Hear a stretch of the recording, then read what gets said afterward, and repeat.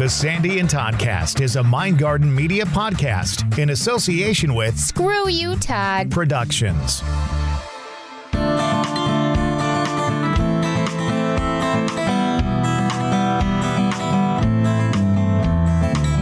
Coming at you with another Sandy and Toddcast, and this week it's going to be a good one. Yes, it is. We're going to talk all about Gettysburg and some of the experiences I had down there. And, of course, another card from the lovely Lorna. Yeah, and we've actually got a guest on the show this week, too, because you did a special interview. I did, on location. I actually got to do an on-location interview for the first time, I think, ever on the show, except for when you and I did it on vacation last year. Going to be a special episode, Season 9, Episode 6, Ghosts of Gettysburg. It's next on the Sandy and Toddcast.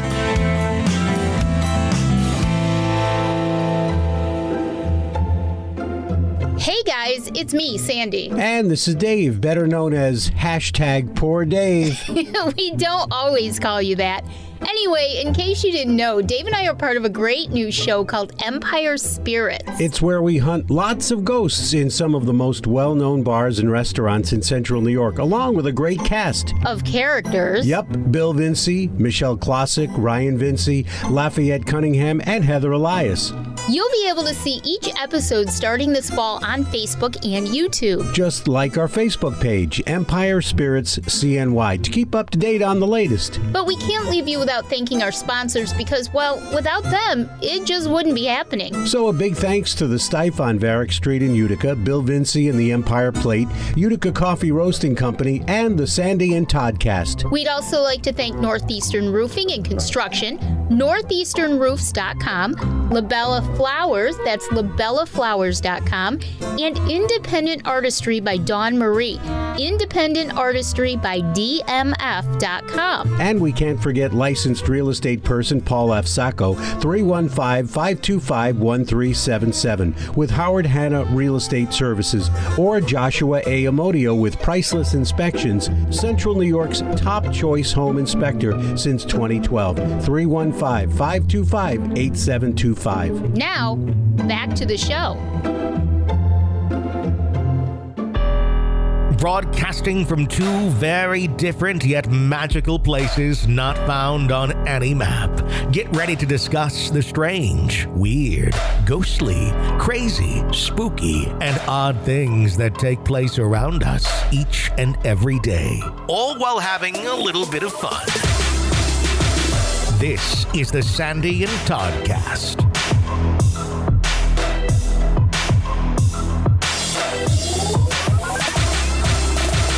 Another Sandy and Toddcast. She is Sandy.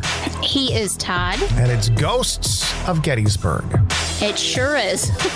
You know what's really funny? Here's the thing. Like, I've seen all the shows. I've seen all the episodes of Gettysburg. It interests me big time. Yeah. But when I think of Gettysburg, for whatever reason, just growing up and stuff like that, I always think it's further south than it actually is. Like, I always forget Gettysburg's in Pennsylvania. It is, and it is funny because Gettysburg is literally, I think it's like a half hour over the border of Maryland. So it's in the lower part of the state. So Dave and I live right smack dab in the center of New York State.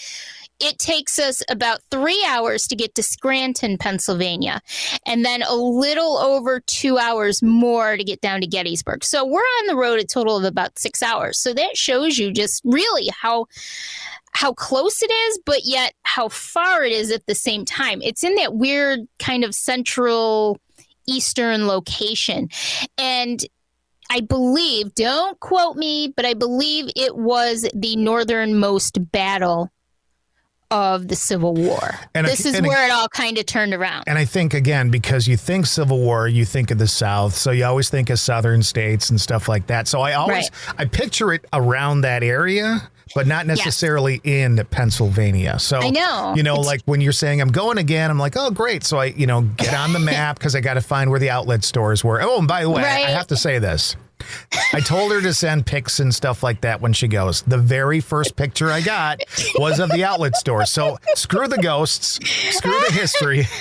Sandy's got to go shopping. I had to bust your chops, and we're in the car, and I'm like, Dave, slow down. And he's like, why? And I said, because I have to get a picture of the outlet signs for Todd. He's like, for Todd? What are you talking about? So, yeah, I had to do that just to bust your chops. But the outlets were very nice. I got some stuff. She's going to a historic location to ghost hunt. She's got all this. And then the first thing I get is the outlet mall of Gettysburg or whatever it is. By the time that we got down there, it was dinner time. You know, it was a little late. We thought, well, let's not go over to the battlefield tonight. I did want to go check out that a couple of stores at the outlets that aren't around where I am, and also get some of that edible cookie dough, which I did.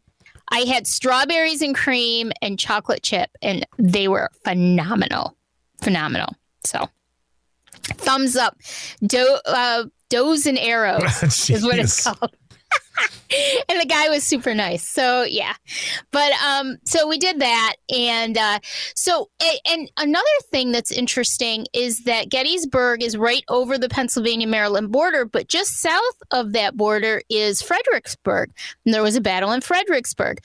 We had one of our previous visits to Gettysburg, we had talked about it. It's only about an hour away. We talked about it, never got down there. So when we go back in the spring, we're going to go for longer. And we're actually going to go down into Maryland and visit that battlefield. We've done a couple other ones. We did some in Virginia a long time ago. We were in Virginia, I think it was 2011. So it was quite a while ago, but that was amazing as well.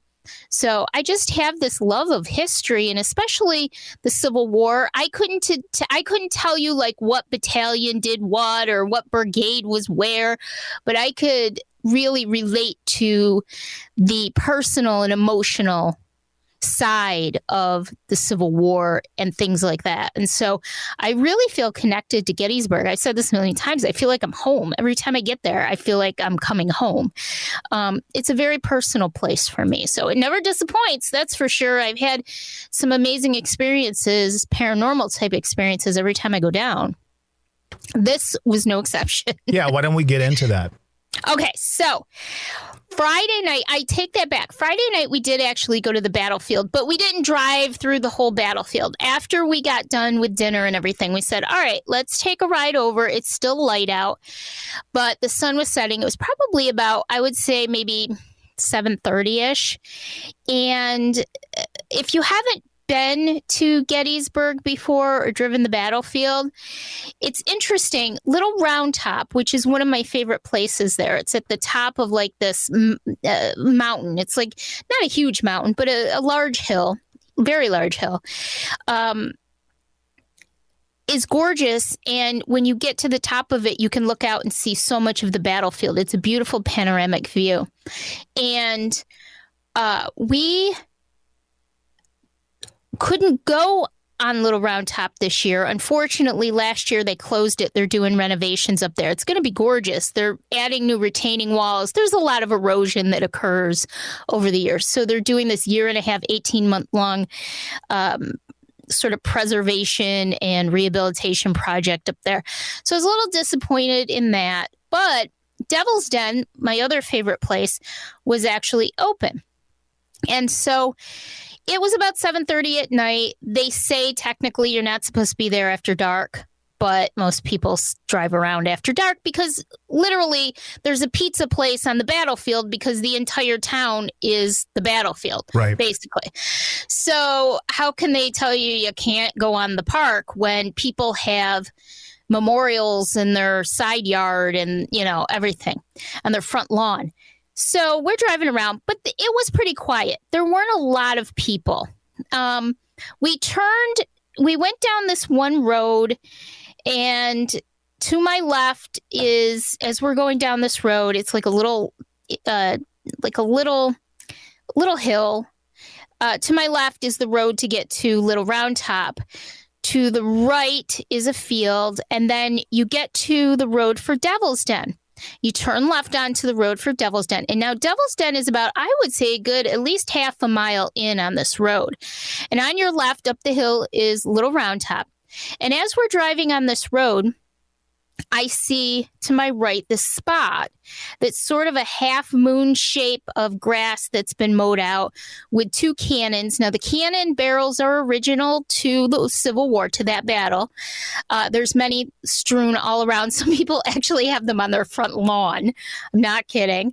And the carriages, however, have been restored over the years. This is, I think, the second restoration they're going through now, because the original ones were made of wood and they rotted very quickly. So in the late 1800s, they actually restored them, rebuilt them, and now some of them are being rebuilt again. But the barrels are actually unique to the Battle of Gettysburg.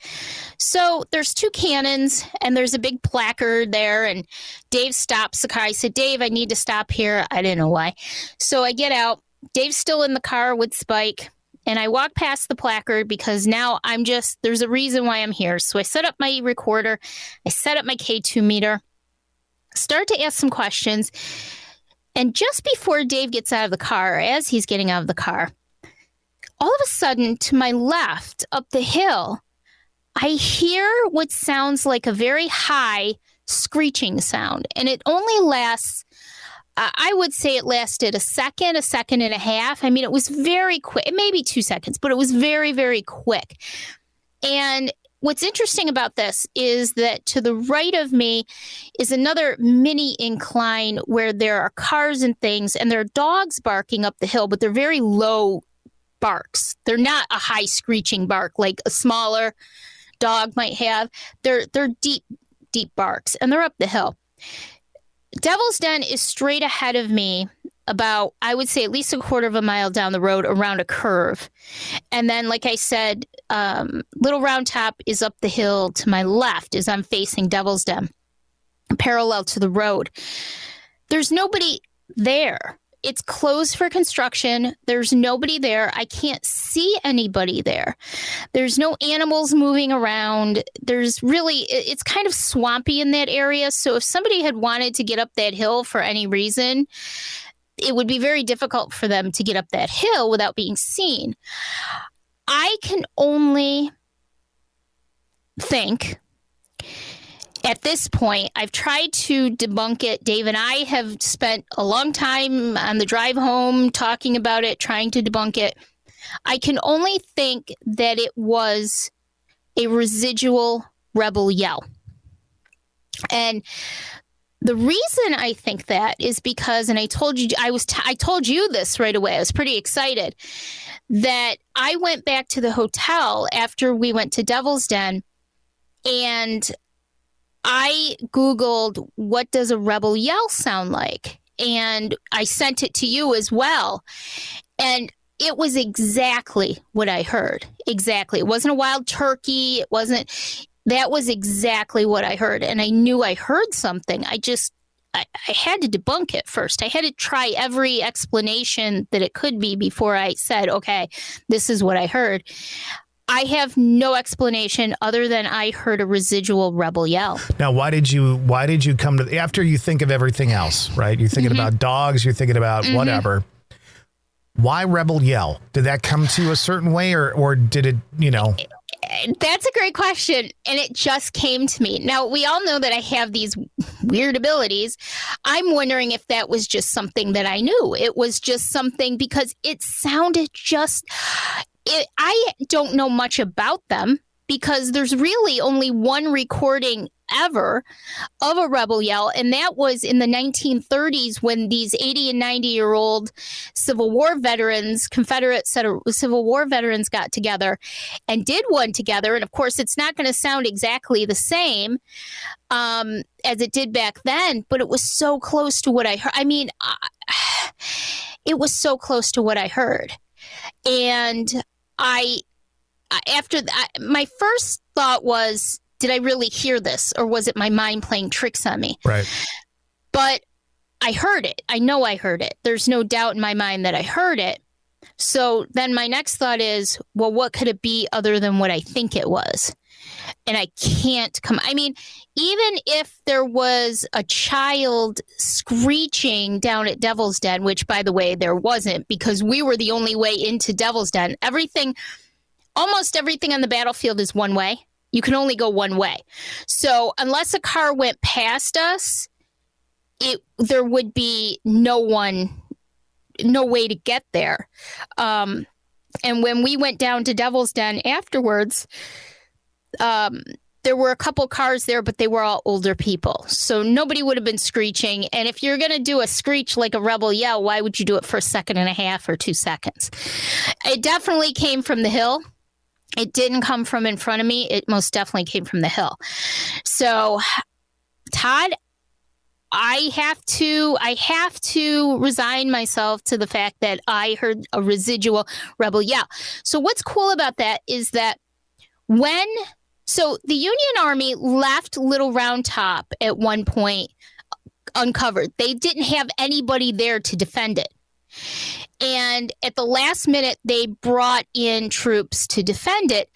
In the meantime, the Confederate Army says, well, there's nobody up there. We're going to invade it and we're going to take it over.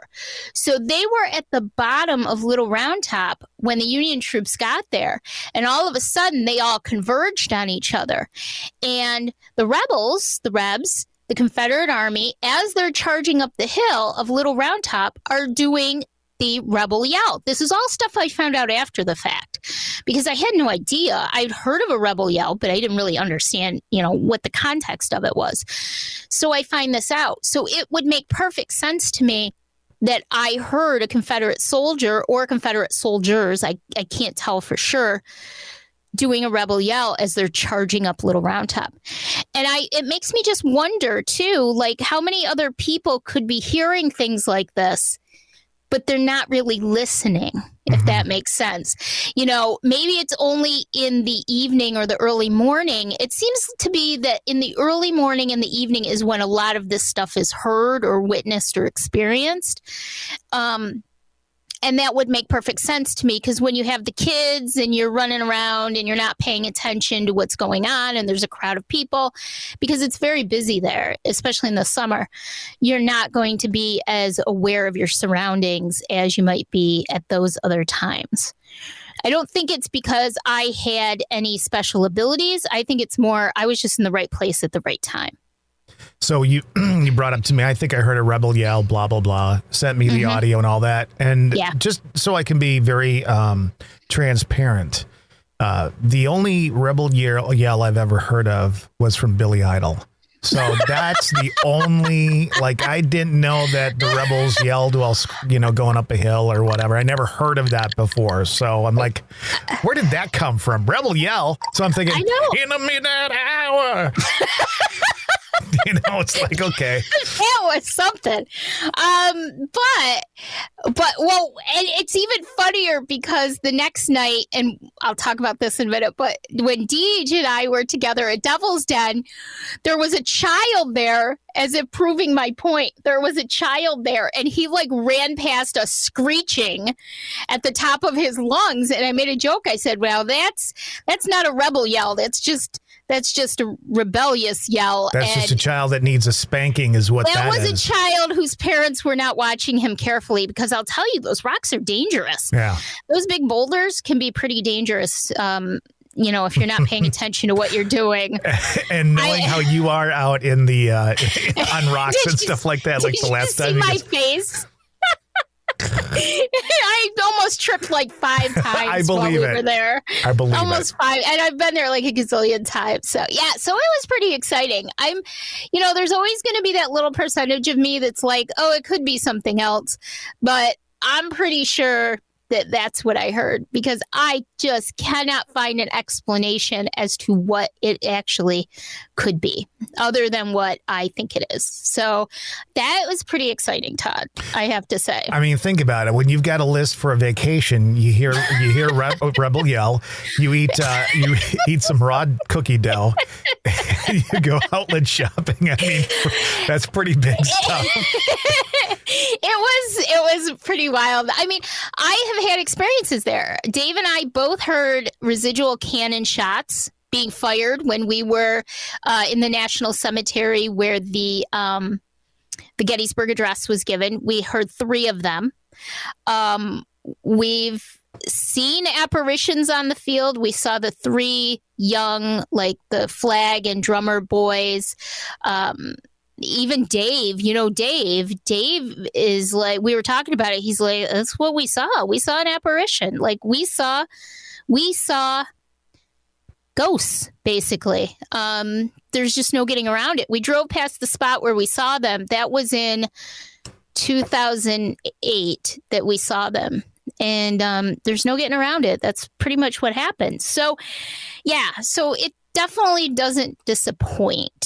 So the next day, of course, we ate at Battlefield Fries for lunch. And wait a minute, what is Battlefield Fries? I had to eat there because, okay, I need all my people who love malt vinegar to like raise their hands. There's not many places that serve malt vinegar with French fries. And Dave never even heard of it. Now, granted, Dave grew up in Brooklyn in New Jersey, but I remember years ago growing up at the beach, like Sylvan Beach, and there was a little stand there and you could get malt vinegar with your fries, and you can't find it anywhere really anymore. I think Long John Silver's still does it, but that's about it. So I was excited. There's a fry place there. And so we got to have fries for lunch, and I got my malt vinegar. I was like in a candy store. This is great. This is Gettysburg. I'm having malt vinegar with fries, And we went to the visitor center on Saturday morning, and who do we run into but Deej from Diggin with Deej, which is funny because we knew we were going to meet up with her and her boyfriend later in the day for dinner and some ghost hunting. But out of all the thousands of people at 10 o'clock in the morning, who comes walking towards me with this funny look on her face staring at me but Deej, because I had to go to the bathroom at the visitor center, and she had to go to the bathroom at the visitor center, and it just happened that we synced up at that time. I got you your t-shirt. I got David t-shirt. I spent a lot of money. I got David t-shirt, and I got myself a hoodie and all kinds of stuff. So we met up, and then Dave and I went to the battlefield with Spike, and we did all our stuff and did some running around. And then we met up with Deej and her boyfriend, Jackson, for dinner. We went to the Farnsworth House Inn, which is very famous in Gettysburg. It still has the bullet holes in the outer wall from the exchange where Jenny Wade died. They had a skirmish right in town, and there are a lot of buildings with bullet holes still left. And the Farnsworth house is very haunted. There were sharpshooters hiding in the attic, and just outside of the Farnsworth house, and they have a bed and breakfast, and they also have dining in there, but they have Sweeney's Tavern. So we went to Sweeney's Tavern for dinner. And then we headed to Devil's Den, and I did a little video. If you are in our group, Stay Weirdos, I did a couple of videos. The reception, the Wi-Fi is horrible. Even for 5G, it's horrible down there. Yeah. In Devil's Den area I'm assuming because of the boulders and stuff. And so I did a video there. And then after we got done with Devil's Den, we went to Sachs Bridge. Now, Deej is primarily into metal detecting. Right. And she's even been in the UK doing it. She went a handful of months ago and was in the UK doing it. But she's also very, very interested in the paranormal world. I've actually been on her show a couple times to talk about things like that. As we even did an episode about Gettysburg and my experiences in Gettysburg previously. And so she lives in Michigan. And she was coming out. She'd never been to Gettysburg. It was a bucket list for her. She came out and we met up, and we ended up going to Sachs Bridge, and she had with her digital recorder and her K2 meter. Never used her K2, hasn't used it yet until this night. I mean, we're talking, she is really a newbie. It's her first official investigation, she said. So when we get there, now the bridge is absolutely gorgeous. When we get there, it was built in 1852. It's had a couple of renovations over the years. I think there was a fire at one point. We get there and there's these people sitting in chairs on the bridge. They were going to have some kind of a ghost hunt. And I'm like, you're a little bit early. It's not going to get dark for a while. So there were a handful of other people there. And Deej and I set up our recorders and our K2 meters on the stone wall just outside of the far side of the bridge. Now, it's not even a story. It's actually the truth. Apparently, back in those days, there were a lot of young men who were kind of brought into fighting, shall we say. Not all of them were very voluntary. And even if they were, once they realized what they were in for, they really didn't want to be a part of it. Yeah. You're talking 16 and 17-year-old boys, 18-year-old boys. And so the way that I read it was that these three young men decided they didn't want to fight in the battle. And one version of this, now it really happened, but there's a couple different versions. One version of this says that they found some Union clothing and tried to fall in line with the Union Army, the battalion or the whatever, the brigade, I'm not sure, unit, and tried to walk with them, but the Union soldiers figured out what was going on, and they ended up hanging these three young men at the bridge. And it's pretty well documented that this actually happened. There's some other stories on the bridge of things on the bridge involving, I think, a child or something like that over the years. But Deej and I had an experience that made me very happy that she was able to experience this. And I thought that Deej did an amazing, amazing job with this little mini investigation that we did. She was asking really good, poignant questions, and she worked really well with me and the questions that I asked. And so we had what I do believe was a conversation with one of the young men who was hanged at the bridge. Interesting. Yeah. Now, I do have it on video. It's 12 and a half minutes. I posted it in our group. So if you go to our group on Facebook, Stay Weirdos, Friends of the Sandy and Toddcast, you can see the entire conversation that we had. I did send it to you. Yep. This energy, the spirit confirmed to us that it was man from the South, that he was killed on the bridge. And some other things, just a very poignant conversation that we had, very emotional conversation. Like I said, 12 and a half minutes. Now you watched the video. What did you think? For me, it's always like, I look at it, I watch things like that. And what I'm searching for, besides any kind of reaction to the questions, obviously with the equipment and stuff like that, is I'm trying to follow the thought process of the people who are doing the investigation. Yeah. It's kind of like when you work in radio and you're driving around and you have another radio station on, you're not necessarily always listening to enjoy. You're also listening for, well, I wouldn't have done that or what, and I walked away from it. The truth. Yeah. And I walked away from your video going, I was really impressed with Deej. I thought she did a great job asking very good questions and worked very well with you. Sometimes, right? Like, and you've done this and I know this, you investigate with someone or with a group. And the difficult thing is you all have a different route that you may or may not want to take with the questions. And so you might get someone who's saying, tell me your story. Does your story involve this location? Blah, blah, blah. And then somebody will say, did you ever have a dog? Just out in the middle of nowhere, right? Exactly. And then, and so it can be very disruptive having too many people asking questions and all that. Again, I just thought it was very smooth and it went back and forth between you guys very well. It was very personal. Yeah. Deej is an empath.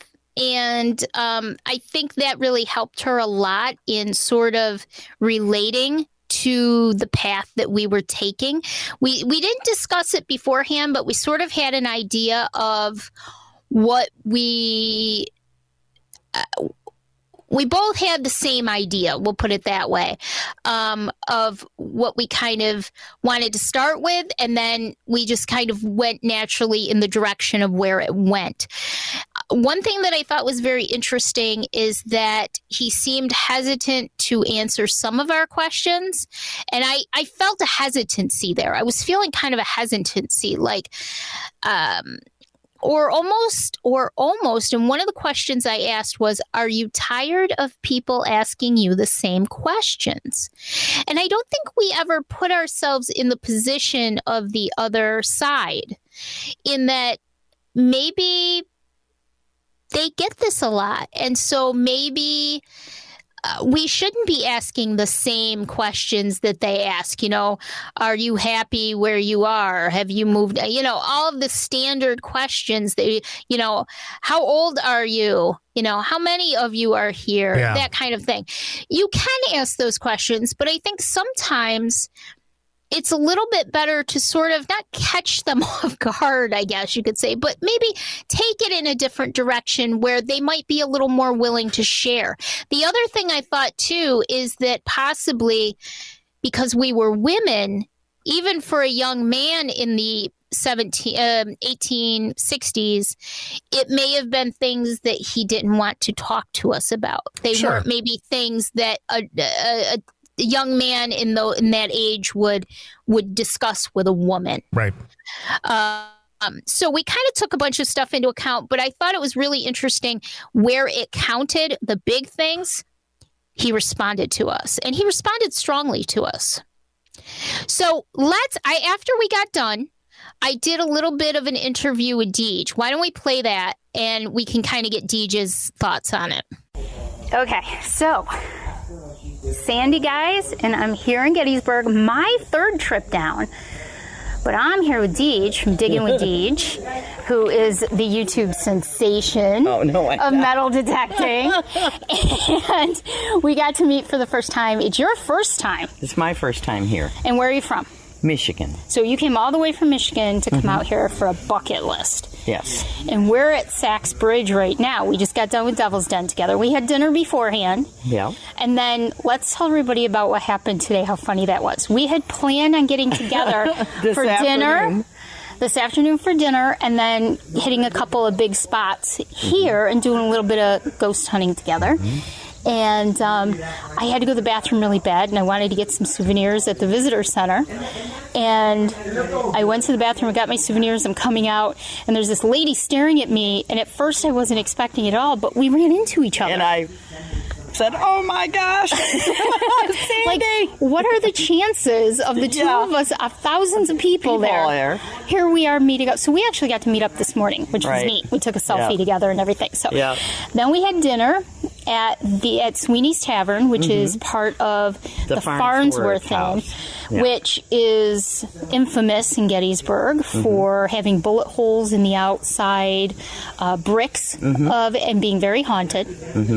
And that was a great experience. Then we went to Devil's Den. So what was your thoughts of Devil's Den? Unbelievable. I never dreamed they would be the size of rocks that they ended up being. I mean, they were massive, like a massive outcropping of rocks. Pictures definitely don't do it justice. They don't. It's huge. Amazing. It's huge. It's really amazing. And I absolutely no cover. No. Between Little Round Top and Devil's Den. None. And like the true story goes, there was fighting in Devil's Den. There was fighting at Little Round Top. Crazy fighting. And then so many men, and it was hand-to-hand. It was hand-to-hand because they couldn't get artillery in the rocks or up the hill. Right. And that's a huge hill. So they did mostly hand-to-hand. and short fire, short length fire. And it was one of the most brutal fights. And it was in the middle of the summer in August. And it was horrendous. And so there's a creek that runs between the two called Plum Run.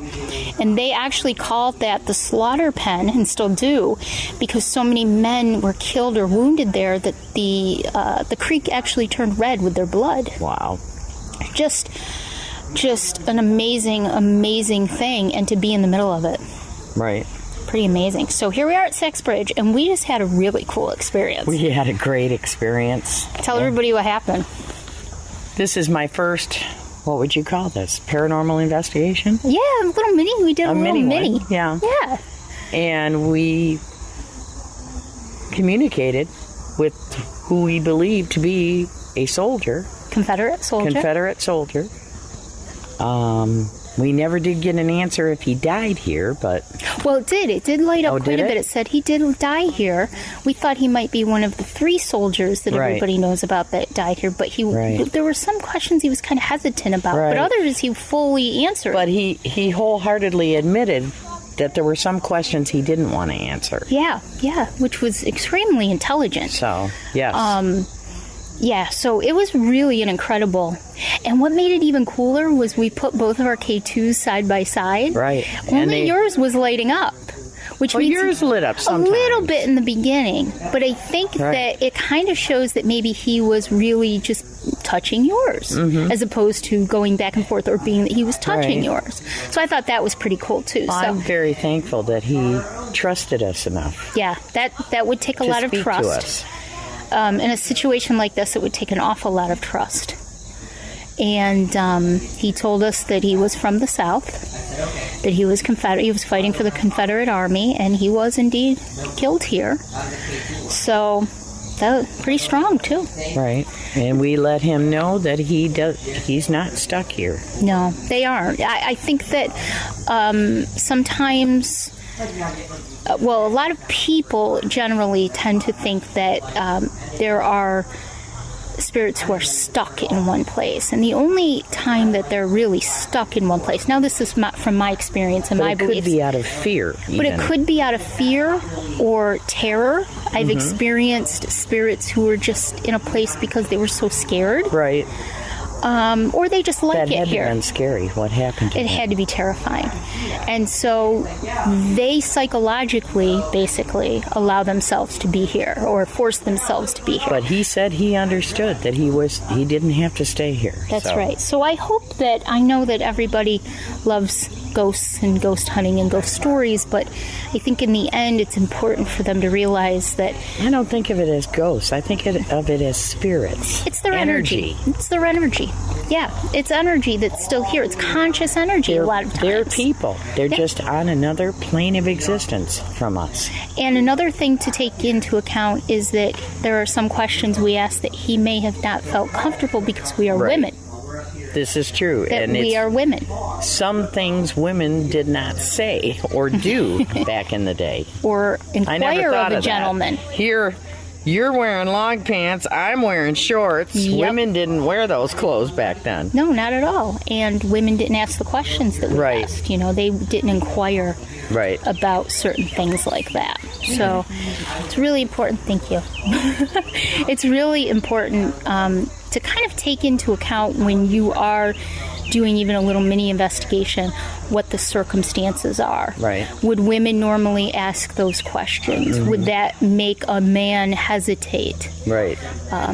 So it was great. Yeah. It was a lot of fun. You're going to go home flabbergasted. And go back to the cash town and kind of... Oh, yeah. Yeah, definitely. Think through it a little bit. Right. So how was your stay at the cash town? Good. Yeah, having fun? Yeah. No experiences yet, but Not you've got yet. one more night. We got one more night, so. Well, I am I can speak for me and say that I am so thrilled that we actually got to hang out together after all this time. After all this time. And spend some time and have some really good experiences. Dinner was fun, and this is fun, kind of tooling around. So thank you so much for, you came, well, we drove 6 hours, but you had an airline flight and some driving and traffic. And so we made it happen, though. So, well, Deej, thanks for... we'll have to do it again We'll next have year. to do it again. We'll have to pick different places. I vote just go to Gettysburg, and that's it. Yeah, I know, probably. DC traffic drives me crazy. That's what I said to Dave. I said, Dave, next year we're going to come down, and, this is our third time, but next year we're going to come down, we're going to stay a little bit longer. And, really dive in a lot. Right. So thank you. You're welcome. And we'll talk to you later. Bye, Al. And so there you have it. She was really excited. She's still excited. She was leaving me comments on Facebook today about how excited she was and how much it meant to her. And it was, for somebody who has never done that before, to have that kind of a response was phenomenal. I was just going to say that for anybody, as long as you've done it, to have your very first time to actually have something, happen is a big deal.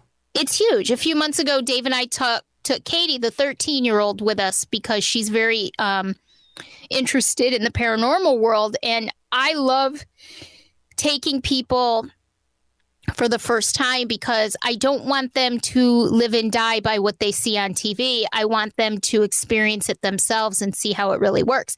And we were very fortunate that Katie she witnessed a fantastic experience with the K2 conversations. And so she walked away from it differently. So that was I've done these things a million times. I've had amazing conversations. There's just something really special about Gettysburg and about the personal aspect of it for me, and being able to talk to this young man and tell him that he doesn't have to stay there. He doesn't have to. He can go. Got a big response from that as well, which I was very happy about. So I did do some digital recording during that session as well. I have to review that, but we'll see what happens. Maybe we'll talk about it on an upcoming episode.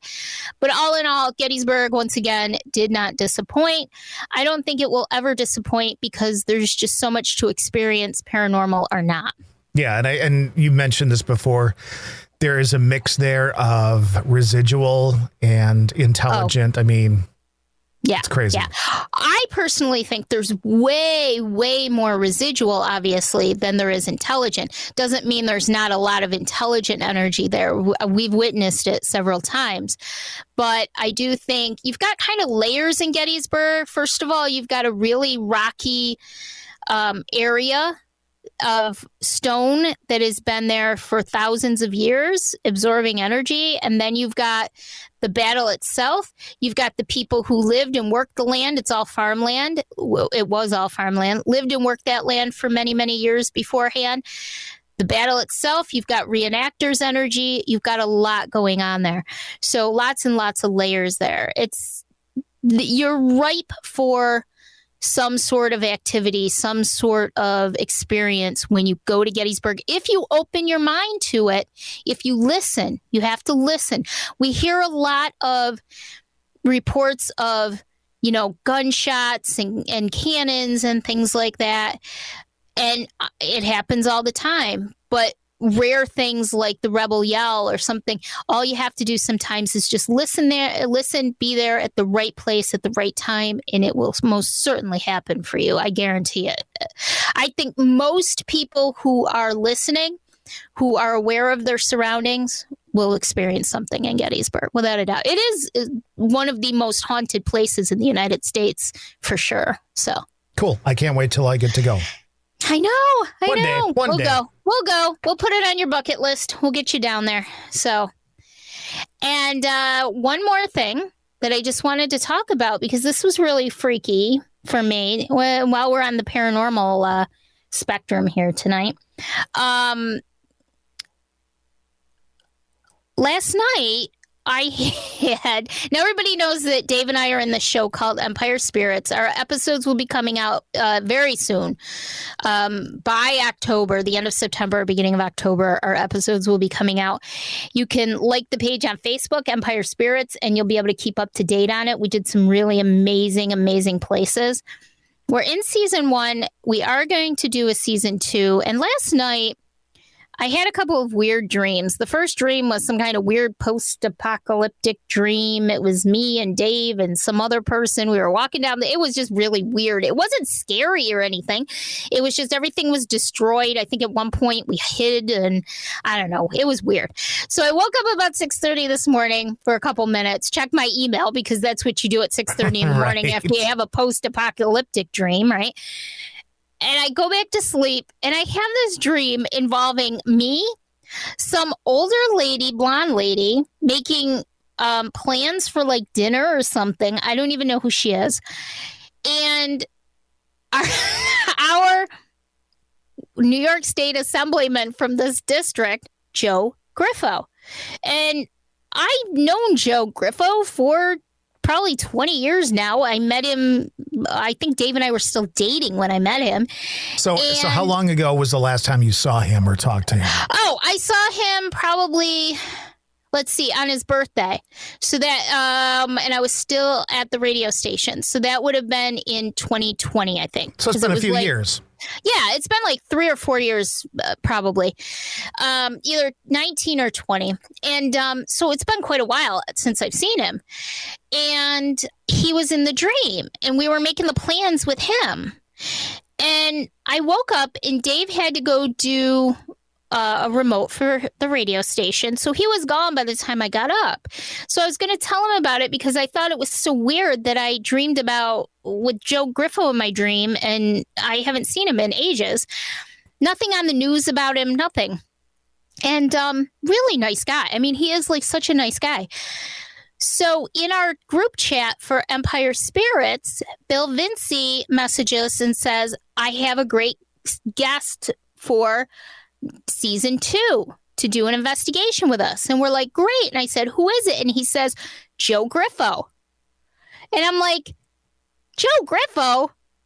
Did you just really say that? Like, that is so wild that Joe Griffo was in my dream this morning. After all I haven't spoken to him in 3 or 4 years. I think he said he says happy birthday to me on Facebook every year, but that's, I haven't seen him in a while. Dave sees him more than I do because he's at the station. And so I have like this ability thing is like so weird. I freak myself out with some of this stuff, Todd. Like what? I don't even understand. How does this stuff happen to me? And one thing I will say, though, is that I go full force, and you know this, into any investigation, being the medium, being the empath, psychic, whatever you want to call me. I don't label myself because I don't even know anymore. I've leveled up a lot. I'm going full force into these investigations. But why does it have to do this stuff to me in dreams? I don't know. It seems to hit you when you're least expecting it. Like you're not in an investigation. You're not looking up information about a family. You're not blah, blah, blah.